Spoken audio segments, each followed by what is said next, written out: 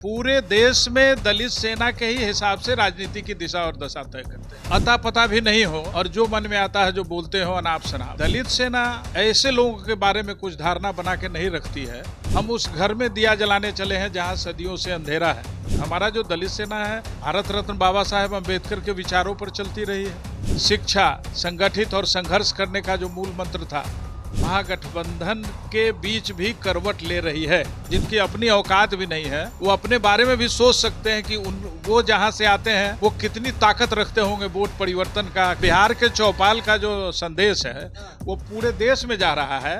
महागठबंधन में आरएलजेपी की एंट्री के बीच आरजेडी एमएलसी सुनील सिंह का बयान सामने आया, जिसके बाद बिहार की राजनीति में सरगर्मी तेज हो चुकी है। चूंकि चुनाव से पहले महागठबंधन में आरएलजेपी की एंट्री होनी है, पर इन सब के बीच एक बयान जो है वह काफी तेजी से सामने आया। जब सवाल पूछा जाता है सुनील सिंह से तो उनका क्या कुछ कहना था वह सभी ने सुना।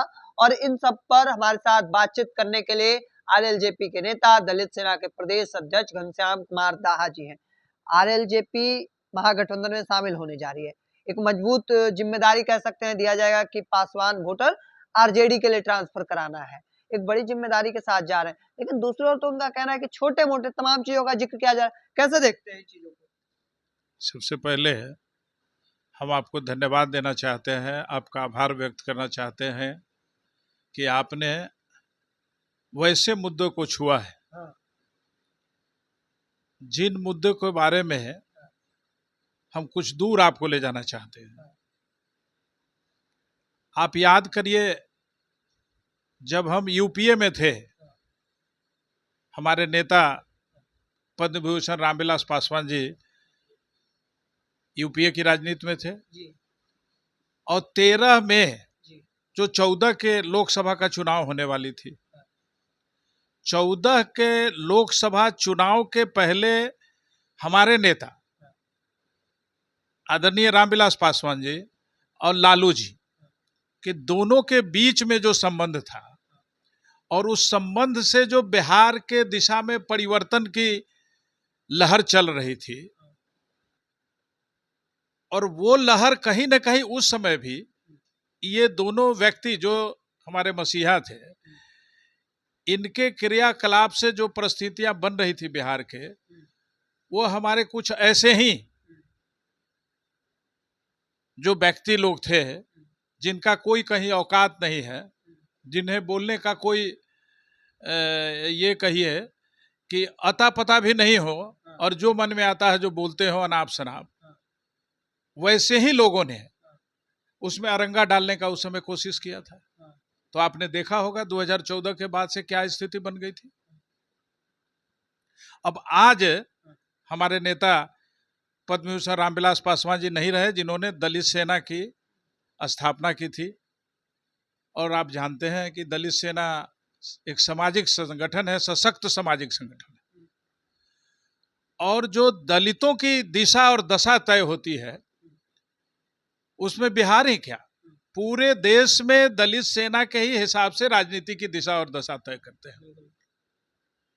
और आज हमारे नेता, भारत सरकार के पूर्व केंद्रीय मंत्री, हम समझते हैं कि बिहार में लगभग 7 बार विधानसभा के सदस्य रहे, मंत्री रहे, खुद लालू जी के मंत्रिमंडल में ही थे, बाद में वो एमएलसी भी हुए, और ऐसी परिस्थितियां आई कि आप हाजीपुर से लोकसभा के भी सदस्य रहे और भारत सरकार के केंद्रीय मंत्री हुए। और जो सम्मान की स्थिति रही, इसीलिए हमारे नेता उस समय रामविलास पासवान जी ने जो ये दलित सेना है उसके पूरे देश की जिम्मेवारी आपने हमारे नेता पशुपति कुमार पारस जी को उन्होंने सौंपा। और सौंपा तो देश का कोई कोना नहीं होगा जहां हमारी मजबूती इसमें दिखाई नहीं दी। 5 साल के दरमियान में 6 साल का लगभग हो गया।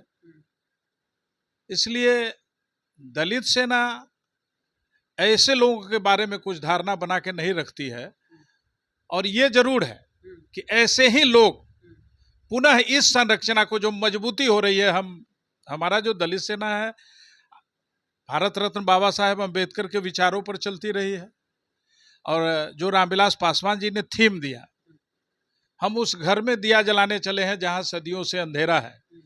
शिक्षा, संगठित और संघर्ष करने का जो मूल मंत्र था, उन मंत्रों को उन्होंने जो दिया, वो पुनः आज के परिस्थिति में जो सवाल आप पूछे हैं, महागठबंधन के बीच भी करवट ले रही है। वो रामविलास पासवान जी का विचार, जिसके खवैया हमारे आदरणीय पशुपति कुमार पारस जी हैं, उनके नेतृत्व में बिहार का जो दलित है, बिहार का जो कमजोर वर्ग के लोग हैं, जो शोषित पीड़ित लोग हैं, वो तमाम लोग आज महागठबंधन की ओर बढ़ता हुआ दिखाई दे रहा है।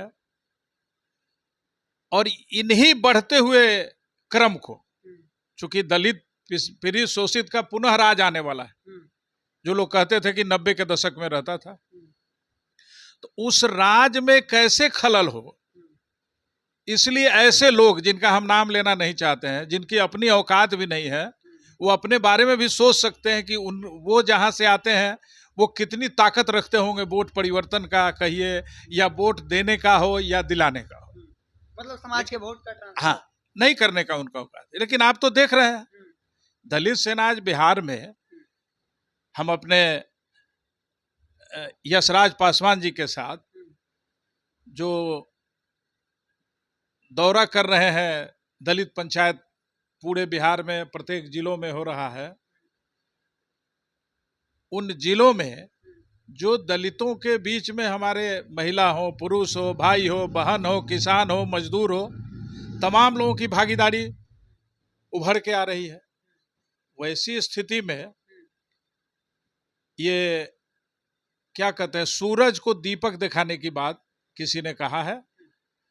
निश्चित रूप से उनको सावधान हो जाने की जरूरत है। तेजस्वी यादव के लिए आप लोग बड़ी जिम्मेदारी उठाने जा रहे हैं, महागठबंधन जाएंगे तो मुख्यमंत्री अगर तेजस्वी यादव को बनना है तो दलित वोट बैंक उन्हें भी चाहिए, और वो जिम्मेदारी आपके पास है, दलित वोट बैंक आपके पास है, तो वो ट्रांसफर कराने की एक महत्वपूर्ण जिम्मेदारी है। और उससे पहले इस तरीके का बयान कुछ खलल डालेगी क्या? देखिए, हम तो आपको पहले ही कहे 2013-14 का उदाहरण दे चुके हैं, और आज जो हम बढ़ते जा रहे हैं क्रम में, तो आप लोग लगातार दलित चौपाल भी लगा रहे हैं, बिल्कुल बिल्कुल, वो वोट बैंक को एकजुट कर रहे हैं, और वो चौपाल से आपको पूरे देश में जा रही है। बिहार के चौपाल का जो संदेश है, वो पूरे देश में जा रहा है कि दलितों का रुझान क्या है, और उस रुझान में अगर कोई खलट डालता है तो निश्चित रूप से बाधा तो जरूर उत्पन्न होगी। चलिए, हमारे साथ दलित सेना के प्रदेश अध्यक्ष घनश्याम कुमार दाहा हैं। देखिए, बिहार की राजनीति में महज कुछ महीने बचे हैं विधानसभा चुनाव को लेकर, और उससे पहले एक बड़ा बयान कह सकते हैं जो सियासी हलचल जो है वह पैदा कर दिया, और इनकी ओर से क्या कुछ कहना था वो अभी आपने सुना। तब तक तमाम अपडेट को देखते रहने के लिए इंडिया टॉप देखते रहें। धन्यवाद।